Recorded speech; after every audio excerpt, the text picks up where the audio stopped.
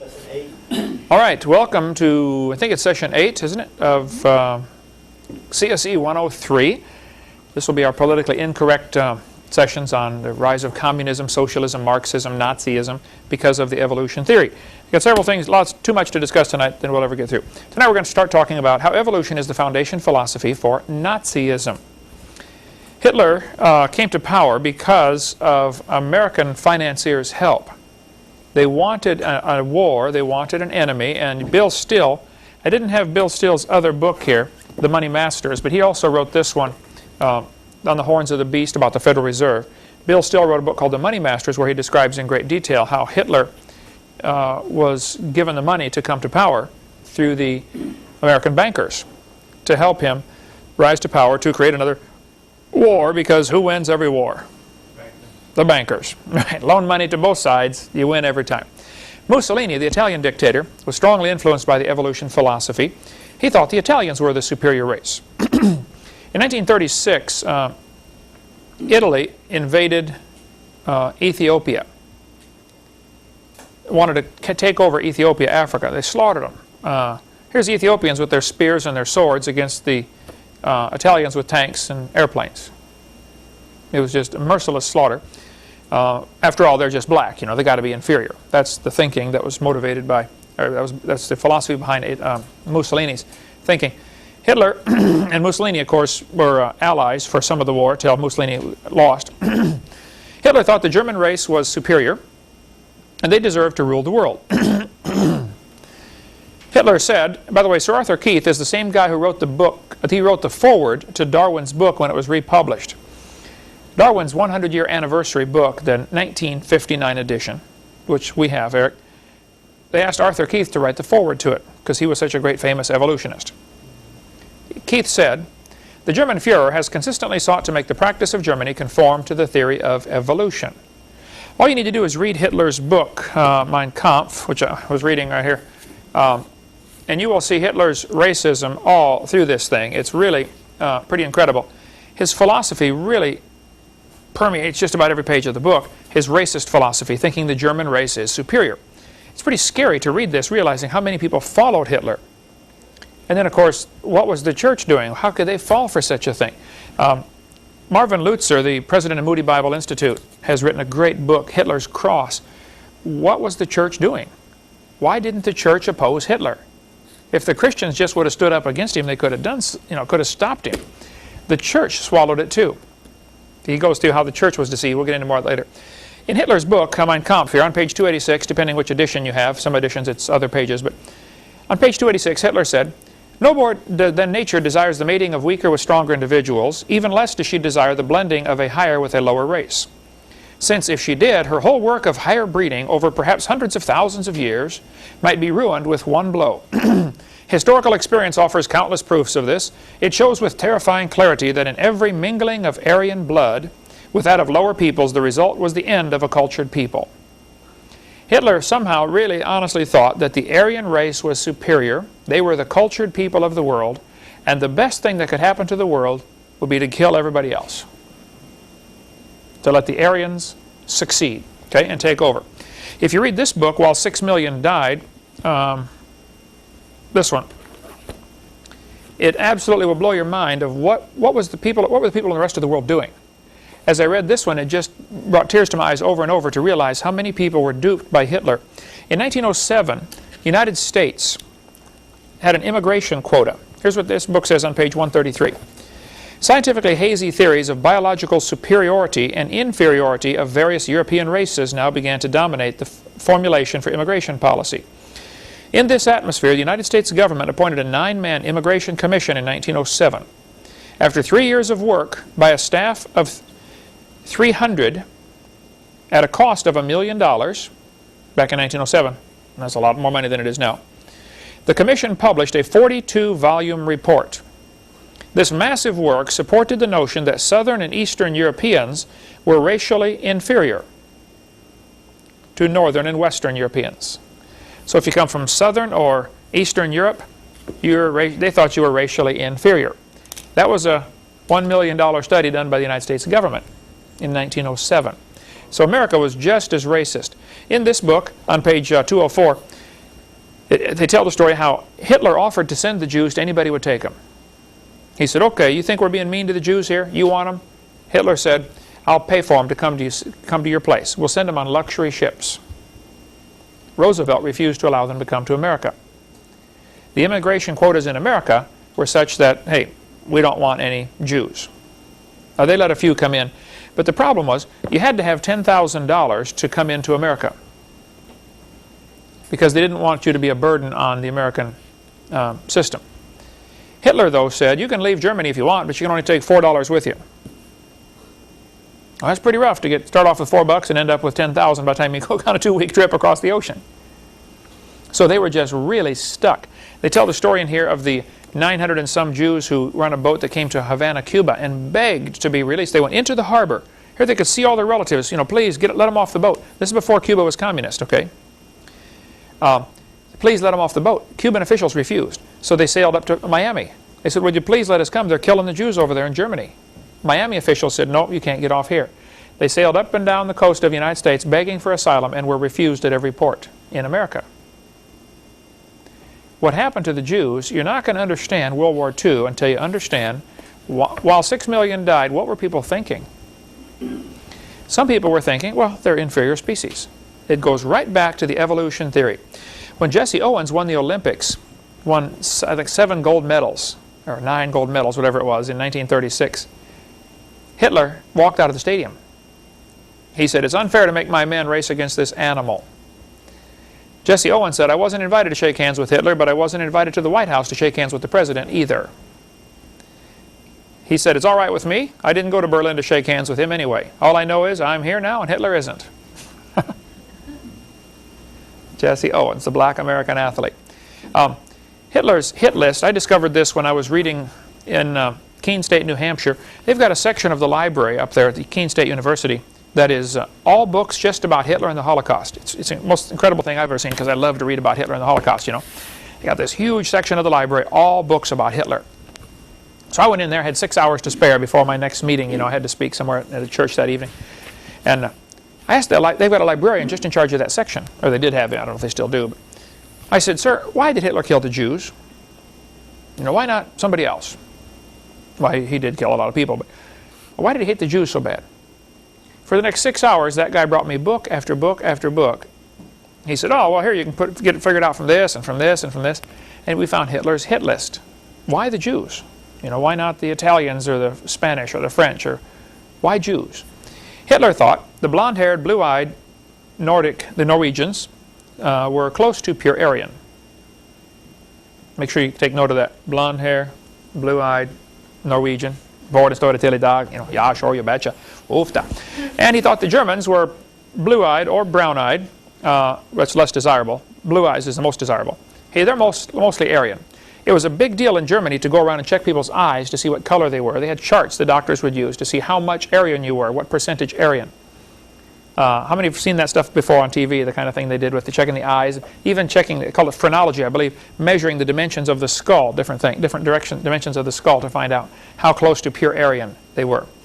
He thought the Mediterraneans were slightly Aryan, the Slavic, half Aryan, half ape. Brother Pratsuk, you Slavic? Hitler thought you were half ape, half Aryan.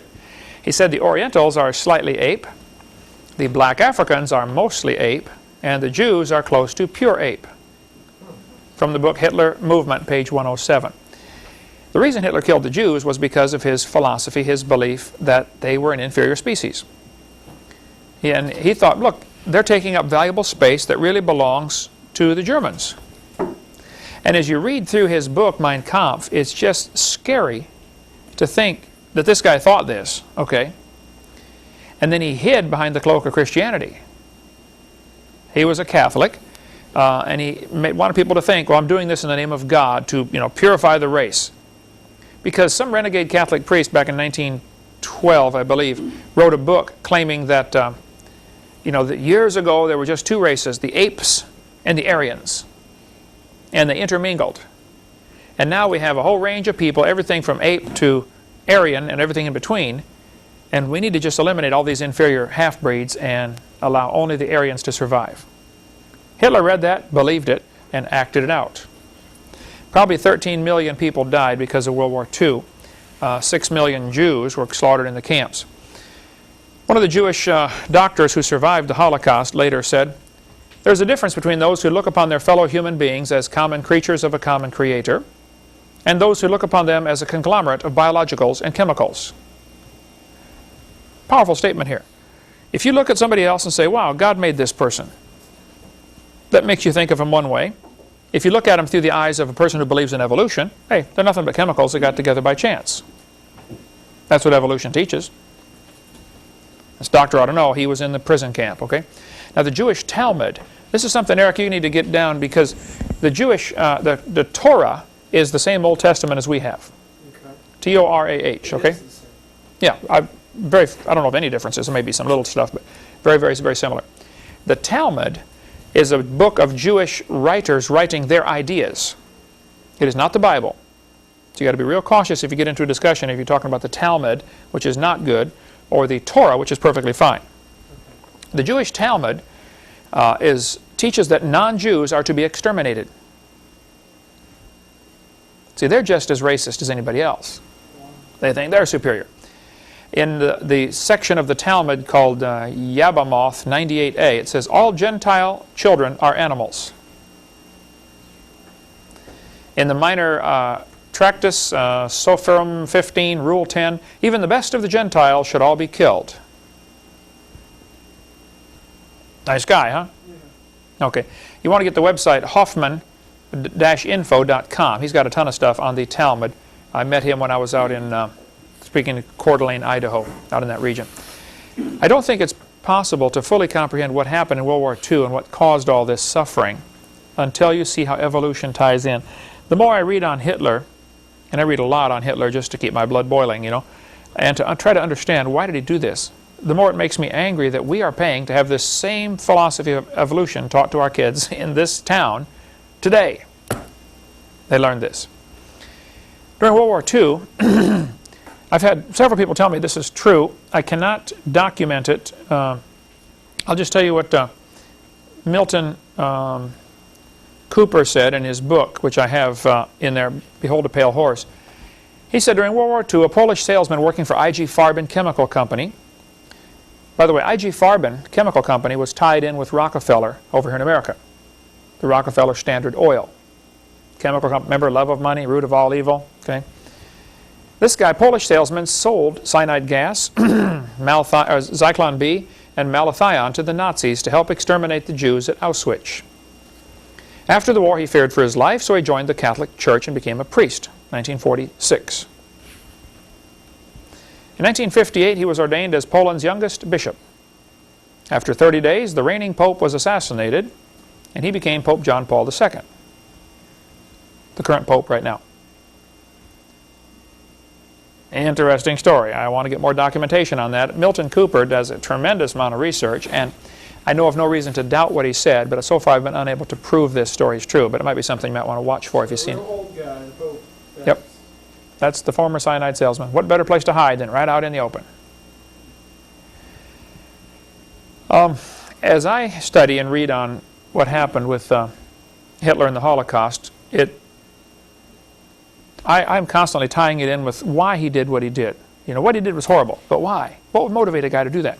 And I go back to his thinking. What you believe determines how you behave. When I read books like Peace Child and Eternity in Their Hearts, and Jan, have you read those missionary stories? Those natives over there in Papua New Guinea, you know, they teach their kids, now if you kill somebody in battle, be sure to cut off his head and eat the brains because you'll get his spirit. Well, of course, that's stupid, but if you tell that to a kid all his life when he's growing up, guess what he's going to do when he gets into battle? People do some pretty dumb things because of what they believe. If you believe the Jews are inferior, they're just animals, and you're the superior, you know, Aryan race, well then, it's really best to eliminate them. That's what happened here, Hitler and the Holocaust. So, as you read stories on what happened, you better tie it in with evolution. I've been to Germany 3 times, visited the Flossburg concentration camp. That's where they cut the stone out to make the big theater at Nuremberg. And I stood there at the theater and just wept and cried as I walked around this massive stone theater. Here I'm walking on these stones, and I had just been to the Flossburg concentration camp and seen the mine where the Jews Here they were, barely fed enough to stay alive. They have to work 12 hours a day carrying these huge granite slabs up and down these steps. And if you fall over, they shoot you and get another one. Because after all, they're bringing new ones in all the time. They worked them literally to death. That was the intention. Get as much work out of them as you could, work them until they drop, then bring in another one. Here's a pile of shoes from the victims of Hitler's Holocaust. These are the dead bodies. They just dumped them into massive graves. Again, you ought to do that. This is a rally at Nuremberg. You can see the pulpit there where the man is standing on the bottom of the center of the picture. I stood there and looked out over this huge parade ground, and this whole pulpit area is long bleacher section, all made out of granite by these Jewish slaves who died in the process of carrying these, granite slabs. They sawed them out of the ground, out of the granite mountain, sawed them into slabs, polished them, transported them for Hitler to build this massive theater at Nuremberg. Hitler strove to do everything in huge, grand scale. As you stand there in that pulpit, you feel real tiny because this area is just massive, giant parade grounds. Hitler wanted to make the individual feel small and expendable, and the cause seem great. That same thing is going on today in our public schools with the environmental movement. You're just one little person, but look, we got to save Mother Earth. The environment is so huge and you're just so tiny, you're expendable. The cause is great. Same kind of mentality, you got to watch for that. Hitler knew you have to indoctrinate the youth. He closed down Christian schools and began indoctrinating his youth with the Aryan supremacy idea. Hitler kept referring to the Jews as a parasite in the body of nations. And what do you do with a parasite? You try to get rid of it. And he said, the Jews are parasites in his book, Mein Kampf, right here. You can read it for yourself. He said, the Jews are just a parasite. It's interesting, the abortionists today refer to the unborn child as a parasite in the woman's body.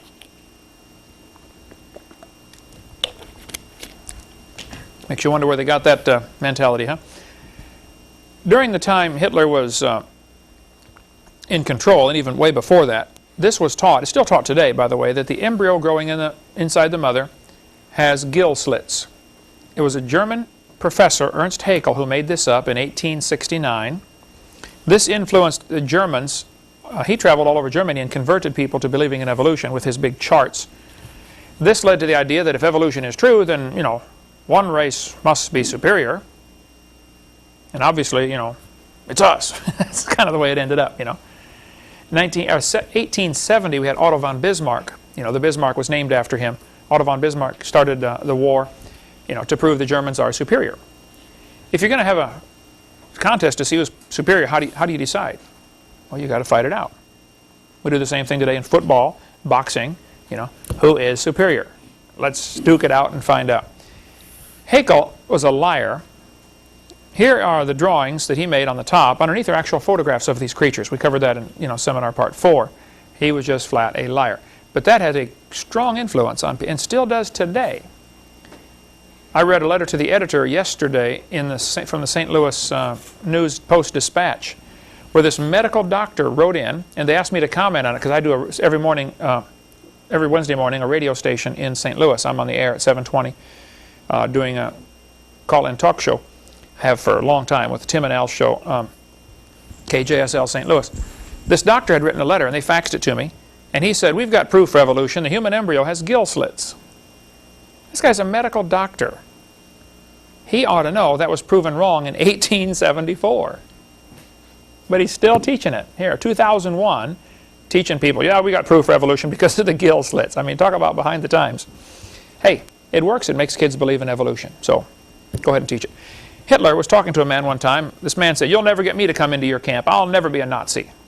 Hitler responded, this new state will give its youth to no one, but will instead take youth and give to youth its own education and its own upbringing. Your child belongs to us already. What are you? He said, you'll pass. We've already got your children. And they did. They put the children in Hitler's training in the school system and made good Nazis out of them. And boy, by the end of the war, I mean, the 13-year-olds were going off to fight for the fatherland. They simply were not going to surrender. They had been taught, hey, we're superior. We've got to win this war for the good of humanity. In In Skokie, Illinois, which is a Chicago suburb, my brother Mark lived there for a while in Skokie, Illinois. In 1993, a man shot a doctor, a plastic surgeon, just shot him and killed him. He told the police he chose a plastic surgeon from the phone book and killed him. Because they, that is the hairdressers and people who make blue-tinted contact lenses, are diluting the Aryan beauty. There is still, today, a very strong Nazi movement. The idea that the white race is superior. That's the basis behind the KKK, the Ku Klux Klan. That's the basis behind the shooting at Columbine High School. Those kids at Columbine were strong followers of Adolf Hitler. They did the shooting on Hitler's birthday on purpose. It was to commemorate Hitler. They wanted to eliminate anybody that wasn't up to what they thought was what they're supposed to be. They shot Cassie because she believed in God. They shot Isaiah Shoals just because he was black. That was straight from Hitler. Same kind of philosophy. This book we mentioned earlier, Hitler's Cross by Moody Press and Moody Bible Institute, Chicago, is really good, showing what were the Germans doing, or what were German churches doing, Christians. Hitler used this as a propaganda picture. He's walking out of church. Notice the cross above his head. Hitler's propaganda minister was really good at making people believe, wow, Hitler's a good Christian guy. He's really trying to do what's best for our country. You know, we better follow him. They had Nazi baptisms. These pictures are all from this book right here. Okay? They had Nazi altars. Some churches even took their Bible off the pulpit and read from this book right here, Mein Kampf, preaching German, Aryan supremacy. Hitler said, if you tell the lie long enough and loud enough and often enough, the people will believe it. And they're more likely to believe a big lie than a small one. And boy, that's the truth too. Okay, so Nazism is founded solidly on the idea of evolution. I don't think you're going to understand World War II until you put it all together and say that's what happened. We have plenty of books, Final Entries, 1945, The Black Angels, the story of the Waffen-SS. Anyway, let's take a little break. After the break, we'll talk more about how evolution is the philosophy for the New World Order, coming soon to a city near you. All right? Break time.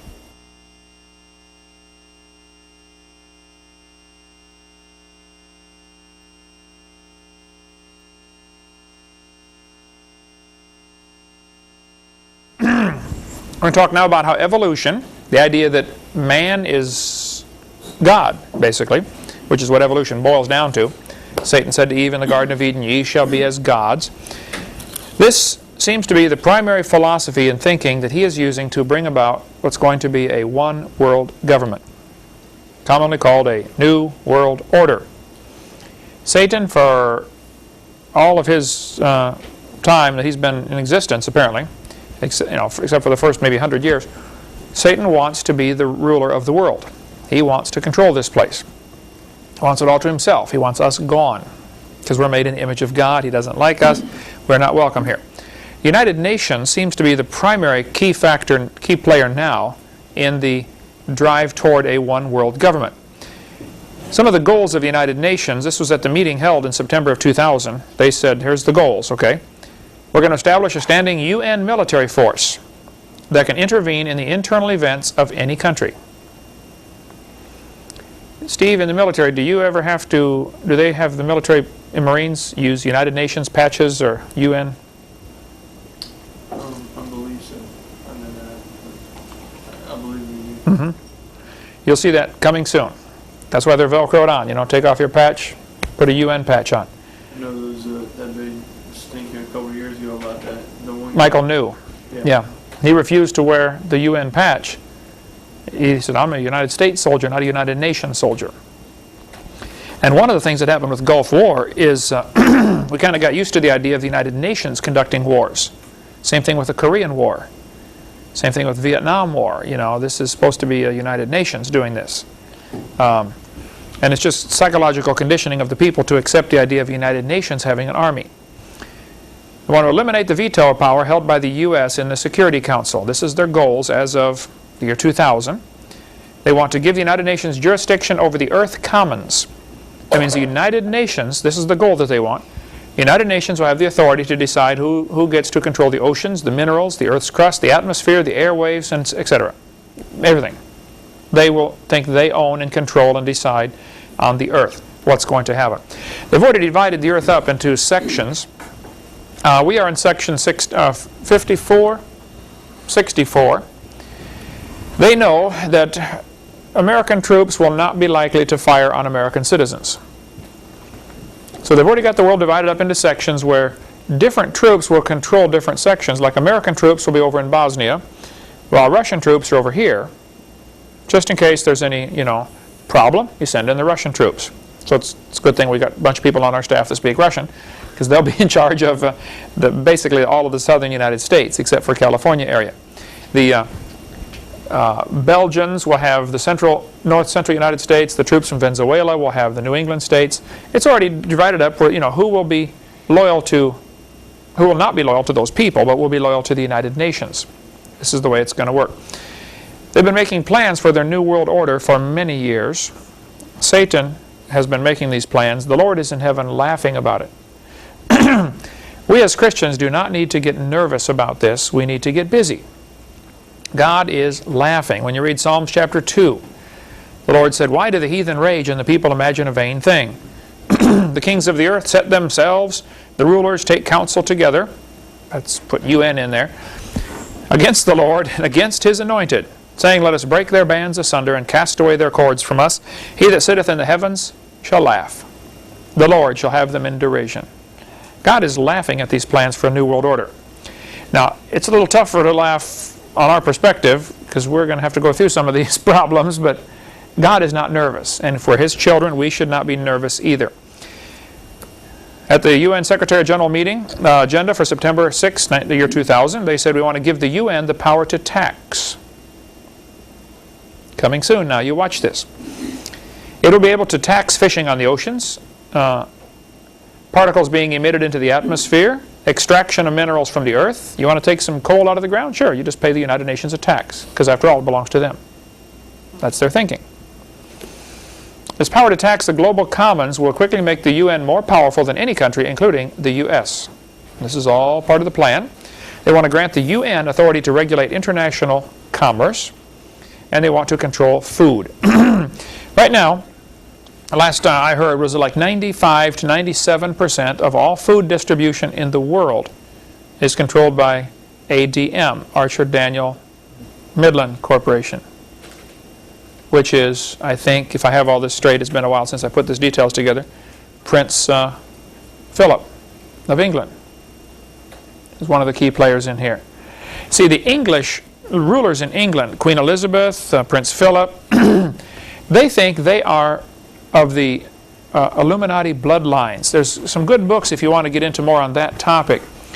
The Illuminati, the top 13 Illuminati bloodlines, they really think they're these superior ones, and these are the ones that over the centuries have been kings and queens, and the rulers take counsel against the Lord. They really think they are superior for some reason, and they're going to find out Judgment Day that they're not. But meanwhile, they're pretty hard on everybody else down here, because they think, if you want to get more on that topic, read that book. But they think they're superior.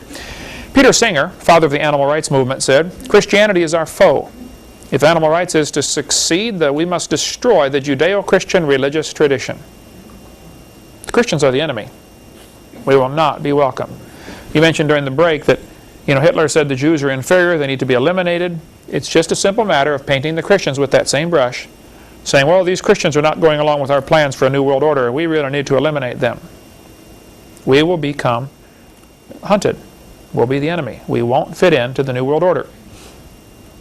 The United Nations' goal is to establish a new seat of power in the UN called the People's Assembly, to consist not only of representatives from nations, but also of representatives from non-government organizations.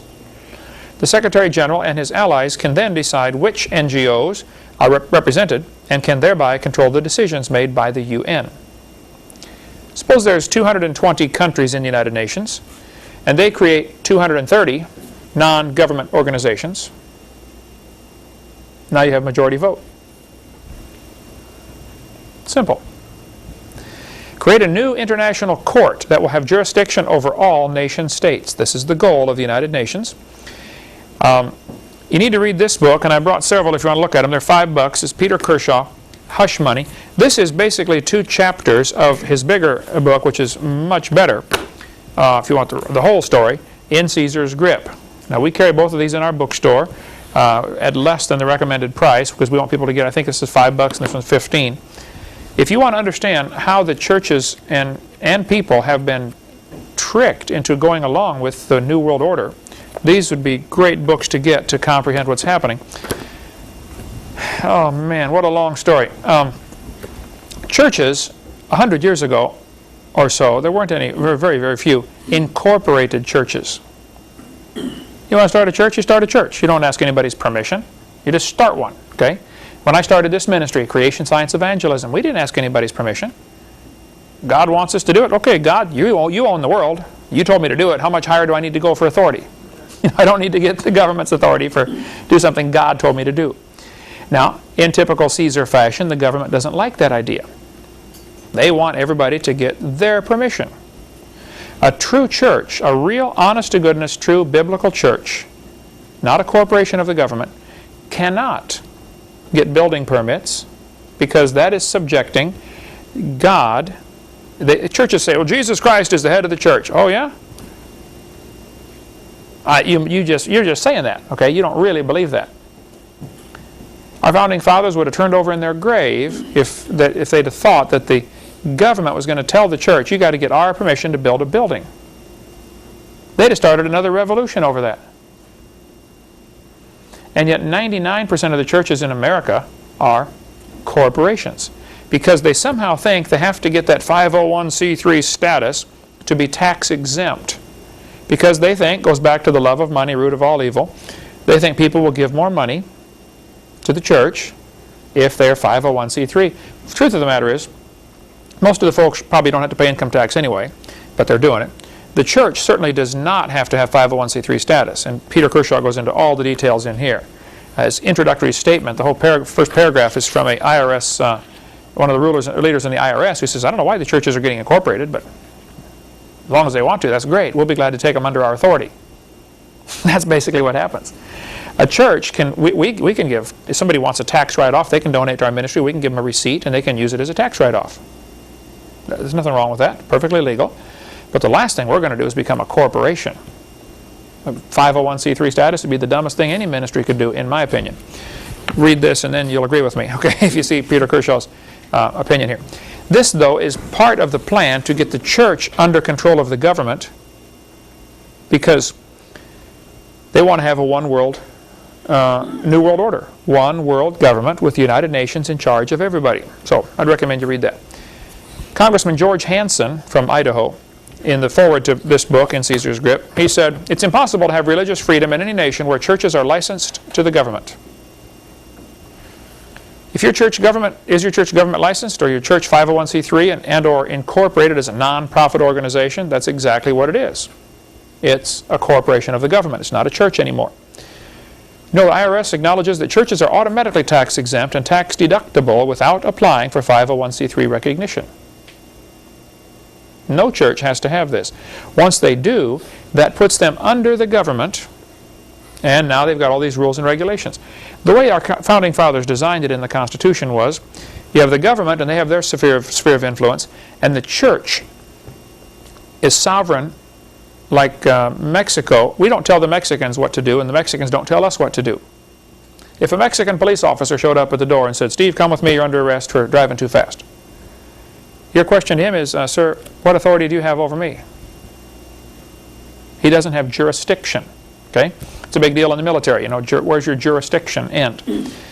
The government has no jurisdiction over a church. None. Now, they do have jurisdiction over corporations. So if a church decides to become a corporation, well, now the government can tell them what to do. And the government can tell them, you have to hire so many gays on your staff, you have to hire so many whatever. They can tell them that. And many churches are ranting and raving and complaining, saying the government has no business doing this, you know. D. James Kennedy, Coral Ridge Presbyterian, great godly man, but he doesn't understand this concept. Because he's out there saying, you know, the IRS is ruining churches. They're telling us you can't talk on these certain topics or you lose your 501c3 status. And the IRS has done that. If a church gets involved in politics, the IRS will say, look, if you talk on that topic, if you get up in the pulpit and tell your people who to vote for, we're going to jerk your 501c3 status. Well, so you don't need that 501c3 status anyway. But the pastor thinks he does to keep the offerings coming in. Love of money, root of all evil. And so this is hush money to keep the preachers quiet. That's what the purpose, that's why the title of the book and the guy with the tape over his mouth. Hush money. Keep the pastors quiet by controlling the money. And you ought to read both of those. Okay. Senator from Nebraska was involved in going after a preacher who had a Christian school without a license. Now, Everett Sullivan, who started this Christian school without Nebraska license, okay, and the state came after him. He said, we're a church and we don't have, you don't have any authority over us. The problem was his church was incorporated. Now, it took Sullivan some time in jail and finally a judge filled him in on what's happening. The judges, many of the judges fully understand this, okay? The average person does not. Sullivan, they said, Sullivan, you can't have a Christian school without a license. He said, I'm doing it because God told me to do it. Bless God, I'm standing my ground. And boy, the preachers all over America went to Nebraska and stood there in front of the church, and locked arms, and the police came in and dragged him off and padlocked the doors. They took Sullivan out of the pulpit while he was preaching. Handcuffed him, led him out the door to jail. And everybody thought, wow, this is the end of the freedom of the church in America. No, it was the end of the freedom for your church when you became a corporation. It was your mistake. Lester Roloff, remember Lester Roloff in Texas, Roloff Homes? He spoke at our church in Texas the last Sunday before he was killed. 2 days later, his airplane crashed. Lester Roloff had a great ministry in Corpus Christi, Texas. Okay, Roloff Evangelistic Enterprises Incorporated. Well, he ran these homes for kids that were in trouble. Parents would send them down there, please, fix my kid. They're a rebel or whatever. And they did a great job of redeeming lives, through scripture and hard work and stuff like that, and diet. Doing a great job. The state came in and said, we want to regulate your home. We want to tell you, what you can do and what you can't do. Roloff said, you're not telling us what to do. We're a ministry of God. So they came in after him and were shutting him down. And so Roloff reorganized and put his homes under a church, the People's Baptist Church of Corpus Christi, Incorporated. Stepped right back into the same trap and probably died never understanding what he did wrong. They're not going to tell you. You want to be incorporated? Sure, come on into our side. We'll be glad to have you. We'll be glad to have the revenue. So when I die, and Eric, if you take over this ministry, do not incorporate this thing, okay? You got it straight? Okay. Anyway, during the trial of this Pastor Everett Sullivan in Nebraska, he was on the radio saying, bless God, we're a church and the state's coming after the church. Well, he didn't understand. He wasn't a church. He thought he was, but he wasn't. He was a corporation. And the senator from Nebraska, who before that was the Nebraska Board of Education member, and then later became senator, I believe, or maybe he was senator first. Anyway, his name is Peter Hoagland.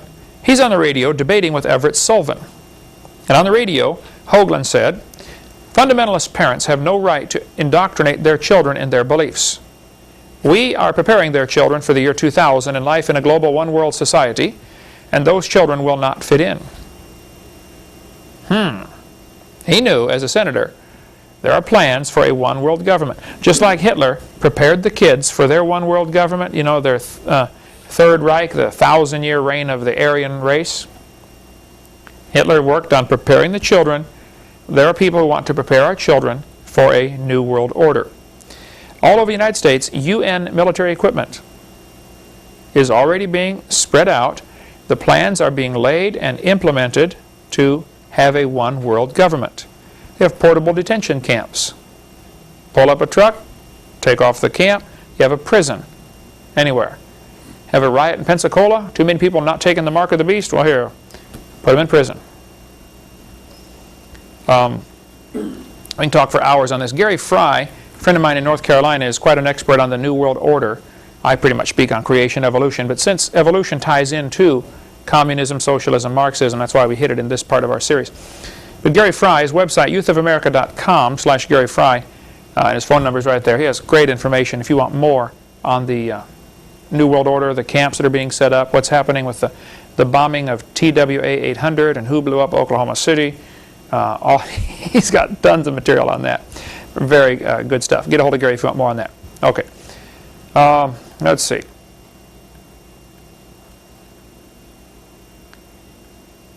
They're putting lines in the highway to count the traffic, of course, is the excuse. I talked to the guy from Crestview, Florida, who's doing the ones all over the state of Florida. He was contracted to cut the grooves and put these lines in there. They put 3 number 14 wires in each slot, and he said, yeah, we can tell how fast the cars are going. We can tell basically what type of car it is by the length of the wheelbase. You know, the magnet picks up the first one and picks up the second one and calculates based on the speed and based on the time it took to go over the magnet. It's, you know, such and such. It's a bus or a truck or a car or whatever.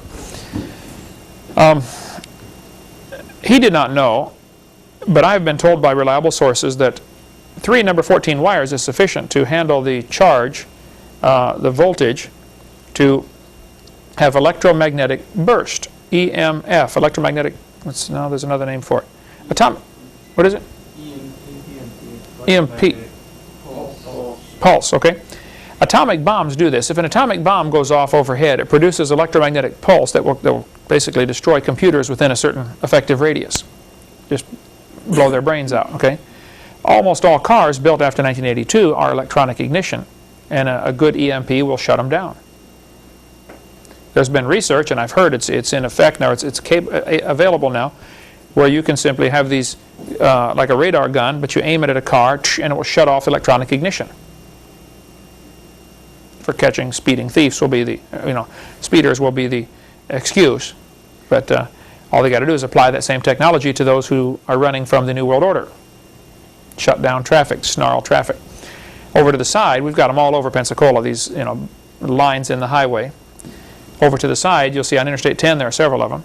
And they're positioned in such a way that basically you don't think you could get around them. You got to go over it. And my understanding is they're capable of shutting off electronic ignition cars. Now, one solution to this is take out your electronic ignition distributor and put in the old-fashioned distributor with points and plugs. And it's simple wiring. And now you have you don't get as good a gas mileage, maybe not quite the horsepower, but it'll keep running because it's not affected by the EMP. All over the United States, you see cameras going up. How many have seen those before? We've got them all over Pensacola here. Makes you wonder who's watching and why. What's going on? Of course, first you create a crisis, and then you bring in your solution. So they create a traffic problem. Well, we've got to watch the traffic flow here, Now the police can respond more quickly if there's a traffic accident. We can see it. Well, that's true. They're probably using it for that. I don't question that. But what other ulterior motive is there behind all this? It always makes you wonder when the government gets involved. United Nations received a gift from the Union of Soviet Socialist Republic, USSR, in 1959. Here this guy is beating a sword into a plow. Now what's the symbolism behind this, do you think? Remember the Bible says when Jesus reigns, they're going to beat their swords into plowshares. Quit fighting, start farming. Let's get along, cooperate. This is just propaganda to make them think, well, yeah, the Soviets want peace. Sure, they want a piece of North Korea, they want a piece of South Korea, they want a piece of North Vietnam, they want all the pieces is what they want. And their definition of peace is very simple. Absence of resistance. As long as nobody's fighting back, we'll have peace. That's what they think. United States Declaration of Independence. Our founding fathers said, we hold these truths to be self-evident. All men are created equal. They're endowed by their Creator with certain unalienable rights, or inalienable rights. Where do rights come from? They come from God. So why do we ask the government for permission to do things? If God tells us to have a church, why would we ask the government for permission to have a church? Like Peter Kershaw covers in his book, In Caesar's Grip. Any church that gets 501c3 incorporated does not understand what they have done. And we got a lot of these professional, Christian church tax counselors that are out there telling, oh, you have to be 501c3.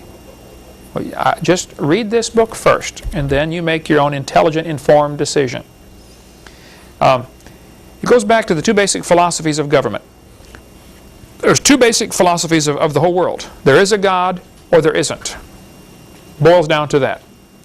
If there is a God, then He tells us right and wrong. He tells us what to do. If there is no God, then we better get all the smart men together and we better decide what we think is right and wrong. Humanism. Two basic religions in the world.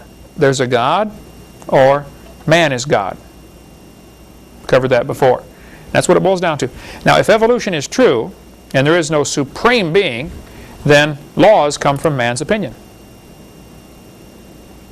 People get together and vote on right and wrong. Rights are granted by the government. The government says you have the right to get married. You have the right to be born. In China, you can only have one child. You get pregnant again, they're going to force you to have an abortion. It's been going on for a long time in China. One child per family. Well, when you got married, Eric, we didn't get a marriage license. Got a marriage covenant.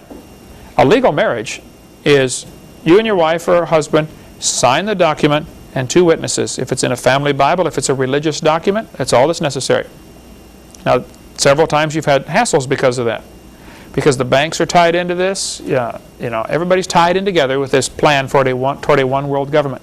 And a lot of Christians have been asleep thinking, well, when they come knocking on my door to make me get one of these little microchips in my hand, they're not going to get me to put it in. You've already received a Social Security number. You're already doing 90% of your transactions with credit.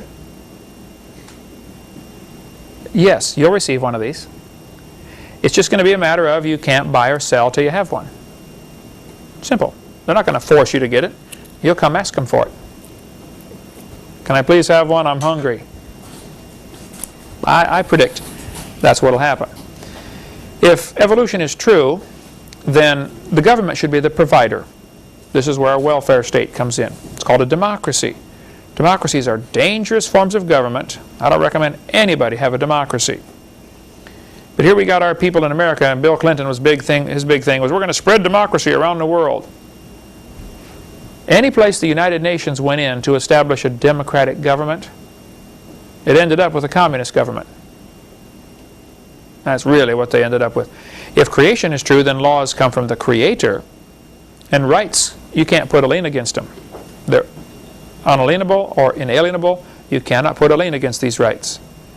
And government is limited. There are two legitimate functions of government: punish evildoers and defense against outside invaders.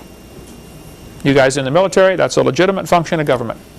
The judicial system, punish evildoers, that's what they're supposed to do. Welfare, no, government's got no business being involved in that. Education, no, government simply has no business being involved in it. This earthquake in Seattle, Washington, destroyed a bunch of buildings. They declared a federal disaster area.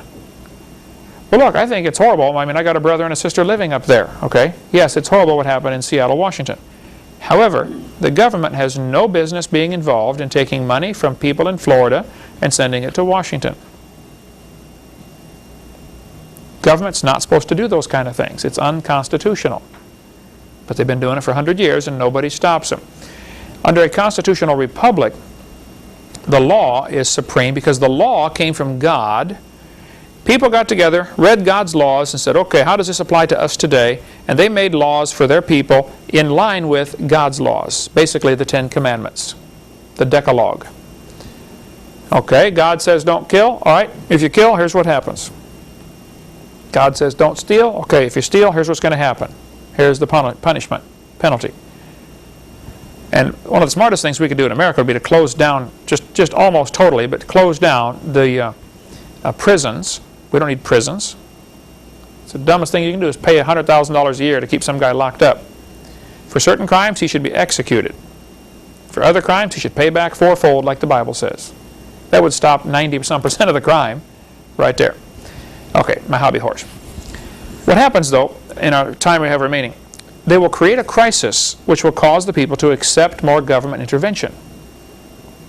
When things are going wrong, people say, oh, government, save us. There's a great book called The Medusa File, right here, if you want to get more on some of the conspiracies of the past and things that have happened. Like what happened to all the American prisoners that the Japanese took? Why weren't they all returned? Many of those went into coal mines as slaves in Russia.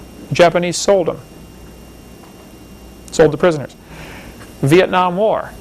GIs were captured, sent to North Vietnam. From there, sent up to China as slaves into the labor camps. We go into North Vietnam looking for, where's all the missing, POWs and MIAs? Oh, we don't have any. Take a look. Yeah, they're up in China or Russia. Still, today. Great book, The Medusa File.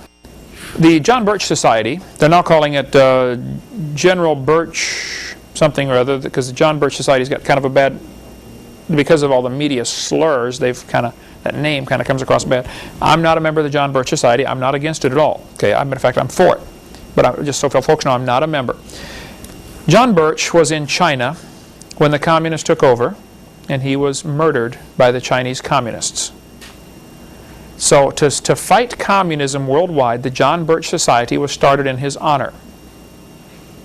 And they still have active groups all across the United States. Les Roberts, our friend here in Pensacola, is a member of the John Birch Society and is just loaded with information on what's going on with communism, and they're still trying to get a one world government.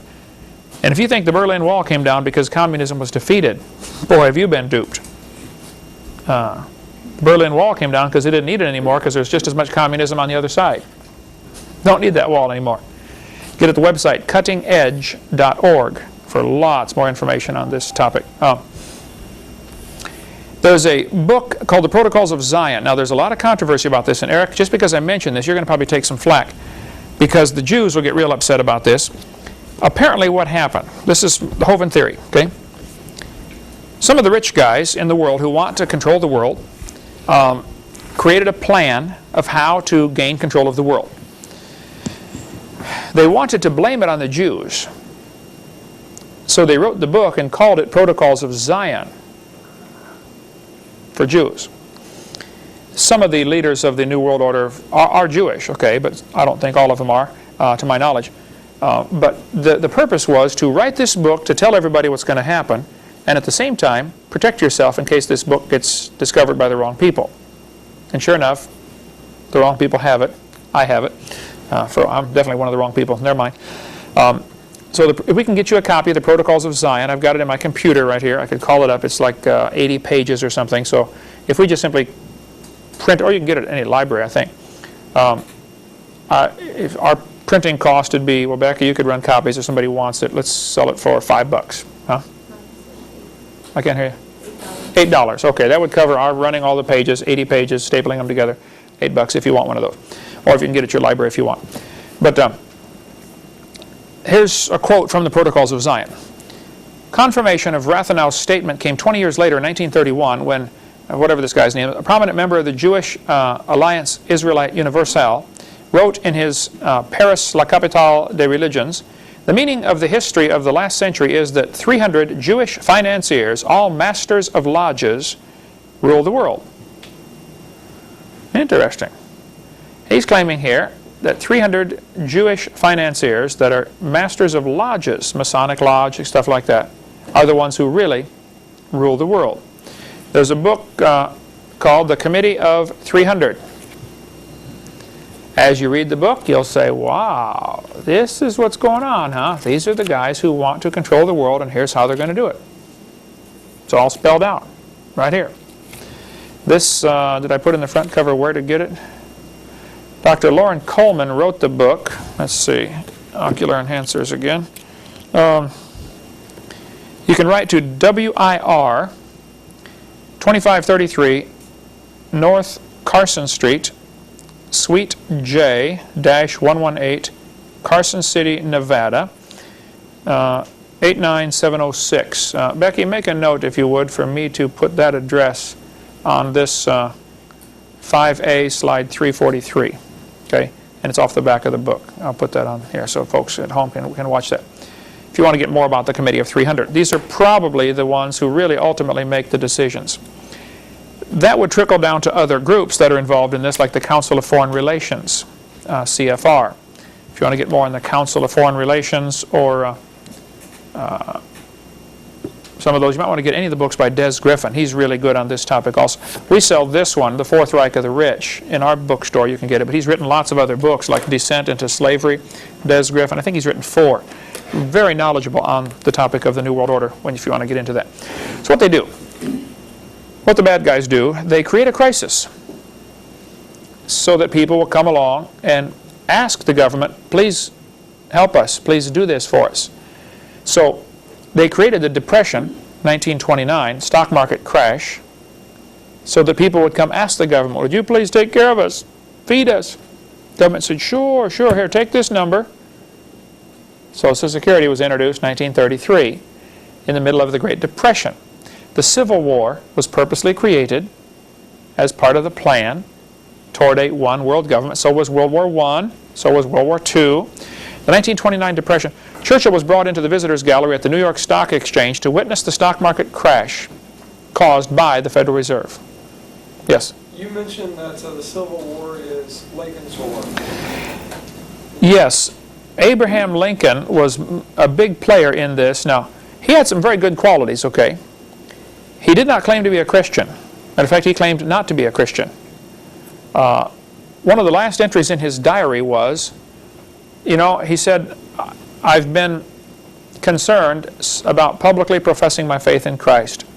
I intend to go forward at the, I think it was Presbyterian Church this Sunday, and be baptized. That Thursday he was shot. So maybe later on he did, become a Christian, but he was a player, probably unknowingly, to some degree, in the plans for the New World Order. He was the first, he issued the first executive order. There are now 13,000 of them, executive orders. First executive order, I think it was number 1, was to send federal troops to fight the Civil War. Is that why it's referred to as Lincoln's War? Lincoln's War. A lot of people were involved in this war, and it's really, like any conspiracy, it's really complex to figure out who did what. The Catholic Jesuits were very involved in starting this war, and they hated Lincoln. Okay? One of the problems was Lincoln was not going to go along with the Federal Reserve idea of letting the bankers control the banks in America and control the money with the Federal Reserve system we now have. Lincoln issued greenbacks. Well, a greenback is a treasury note that is not, there's no interest on it, so the bankers don't make any money. And they got upset about that. So there were a lot of folks upset with Lincoln. The Catholics certainly wanted to kill him. The bankers certainly wanted to kill him. Several people were after him. That's a big conspiracy. I'm not sure of all the details on that, but there's good books on it. I'm sure Gary Fry would have something on that, or certainly Des Griffin would definitely know, or Bill Still would know that if you want to get a hold of them. The Cuban Missile Crisis is an example of the technique that they use. The communists have a technique. When you want to advance, you take 2 steps forward and 1 step back. And your enemy thinks, oh, he backed up, it's over. Well, yeah, he's 1 step closer. They wanted to get a military base in Cuba, right at the bottom of America, 90 miles from Florida. So they brought in a military base and missiles. Kennedy huffed and puffed and had the big Cuban Missile Crisis, and everybody was scared we're going to go, World War III is going to start here, And so after the Cuban Missile Crisis, the communists took the missiles out of Cuba, we think. They had ships with missile shapes on them, covered with tarps. And they allowed us to fly by and photograph them.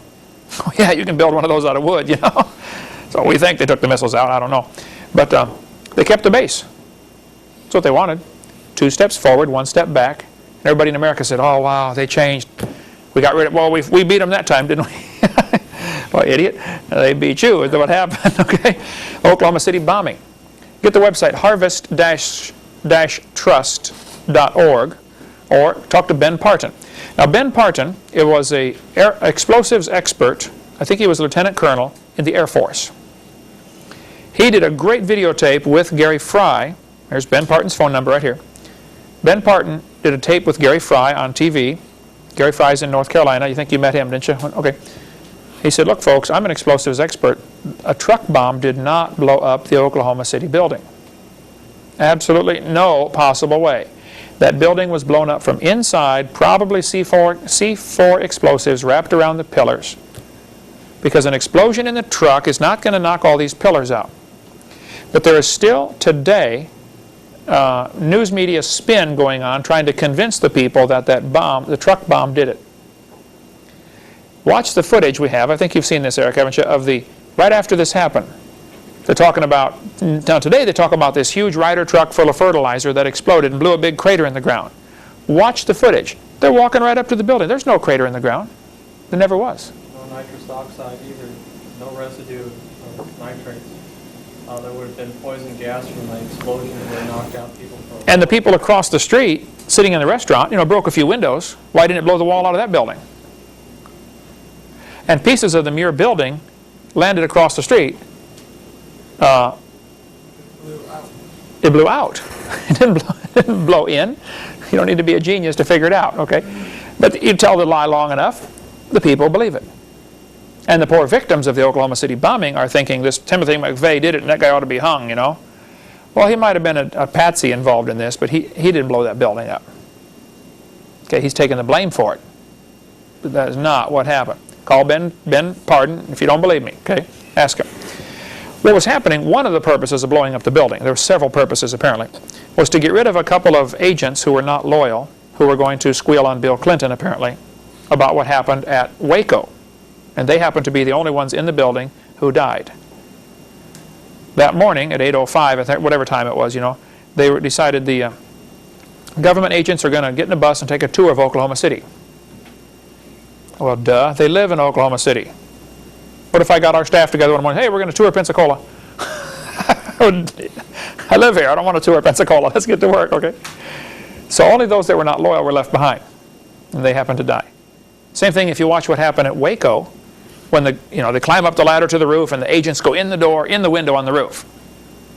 A few minutes later, the other agent who's still out there throws in a hand grenade and starts shooting a machine gun in through the same window. His guys are in there. Then you watch, and a few seconds later, you see apparently some of them survived. You see bullets come flying out through the wall. One of them bounces off the guy's helmet, and he slides down the ladder. It was his guy shooting back at him. That wasn't the Branch Davidian shooting in there. Though the story apparently is that the guys that got killed at Waco were, again, some people who were going to testify against Bill Clinton for some of the things they'd seen him do. I've got a list of 108, I believe, people. I'm sure because of this tape, people are going to ask for that list. So send $1 or something. We'll mail you one. Becky, remind me if you need that. The list of those who've been killed by Bill Clinton, top file drawer, about halfway back. Okay. Another purpose of blowing up the building was there was anti-terrorism legislation that had been stalled in Congress. Congress was not going to vote for this because it took away more rights of the people. They wanted to get this bill passed to prevent people from having machine guns, gradually choke down the system where all you can have is a pea shooter or maybe a rubber band, to defend yourself. Nobody's allowed to have guns. And so they start off by banning, assault rifles. Well, if you trust the government with assault rifles, but you don't trust honest Americans with assault rifles, you got a screw loose in your head. Okay. So, and sure enough, it passed. The anti-terrorism passed after the Oklahoma City bombing was blown up. TW-800 was also blown up intentionally, apparently to get rid of the 3 guys who were going to London to testify against Clinton because the local newspapers in America, this story goes, they wouldn't take their story. So these guys all happened to be on one plane going to London. We're going to squeal on Bill Clinton. French Landsat satellite, one of the satellites from France, has pictures of a missile hitting the plane. Now the poor victims are being fed this story about, oh, well, we don't know what happened. Maybe they blew up, a good way to get rid of somebody is blow up an airplane. Pretty hard to figure out what happened, especially when the government's the one doing the investigation of what happened. Yeah. Let's get all the foxes together to try to figure out why the chickens are disappearing. In the book, The Money Masters by Bill Still, he quotes Dave Rockefeller as saying, "We are on the verge of a global transformation. All we need is the right major crisis, and the nations will accept the new world order." Boy, that's the truth. They want us to accept, their plan, their ideas of a one world government. All they need is a good crisis. And what will happen is the president then has an excuse to declare martial law. And everybody's going to be governed by martial law. Lincoln issued the first one ordering troops into the war Now there have been 13,000 executive orders. This bypasses Congress. If there's an emergency, you don't have time for everybody to vote on, should we allow money, Hey, there's a war going on. So they will declare war on anything. War on drugs. War on poverty. You got to watch this rhetoric because they're saying these words. I'm a president will say, we're going to declare a war on drugs. Declaration of war abolishes the Constitution, sets him up where he can now, he's dictator. He controls by executive orders. And that's what's been going on for the last 100 years. Lincoln started this whole concept. So these super rich, powerful zillionaires, that want to control the world in America and in Europe are preparing for a war on the people, for anybody who will resist their plans. They want a one-world government. They've been working on this for a long time. Here are some of the executive orders. We're out of time. Let's start up next week, more on the New World Order and how the evolution philosophy ties in. After all, if there's no God, man decides what's right and wrong. We decide, what to do. And there's so much you can read. Now, let me encourage you. I don't want to leave you hanging with this, I read a lot on the topic, okay? It's not time to get nervous. I understand some of what's going on. The Waco whitewash, what really happened at Waco. You want to read about the Waco, how they covered up that story. Really what happened? You want to find out? Here you go. Church is getting incorporated. I go speak in churches that are incorporated just about every week of the year. You want to read about the Council of Foreign Relations, Shadows of Power by James Perloff. Tremendous book on Council of Foreign Relations and how they're controlling things, or about the Committee of 300 and the Federal Reserve. And I know a good amount of this stuff, what's going on. I'm not nervous. I'm busy. This is the time to quit playing around. It doesn't matter who wins the stupid bowl. Go get somebody saved. And Satan has most of God's children distracted on things that just are not going to matter in 1,000 years. We are wasting our time. That's why we work 100 hours a week around here in developing this ministry. We want to get people saved and get Christians fired up to go get other people saved. That's all that's going to matter. Satan is going to win in the short run. But God is laughing because he sees the bigger picture. Read the last chapter of Revelation. We win. Nothing to worry about. Okay? See you next week.